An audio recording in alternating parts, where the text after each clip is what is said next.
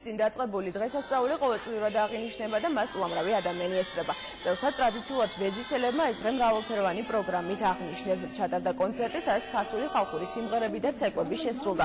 ბეძისობას თბილისის მერიც დაესწრო, გიგი უგულავა ბეძისელებს პირადად შეხვდა და დღევანდელი დღე მიულოცა. უკვე რამდენიმე წელია ბეძისობის დღესასწაული თბილისის მერის მხარდაჭერით და ხელშეწყობით ტარდა.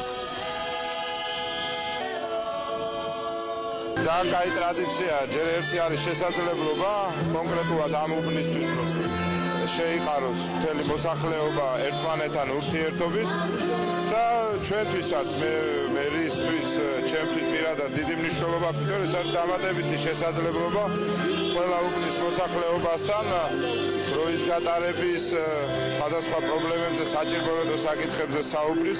ანუ ეს არის ძალიან კაი ერთი მხრივ დასვენების შესაძლებლობა, მეორეს მხრივ კარგი კომუნიკაციის და ურთიერთობის შესაძლებლობა და კარგია რომ ყველა უბანი ესე ვთქვათ ამ მიმართულებით აქტიურად გუშინეგერ მთაწმინდელობის დღე აღინიშნა ახლა ბეძისშივად სხვადასხვა უბნებში და ეს ტრადიცია არსებობდა უბრალოდ ეხლა ამის სისტემატიზაცია ხდება. ყოველწლიურად გამგეობა თავის კვედით შემწეობას უწევს ამ დღესასწაულს.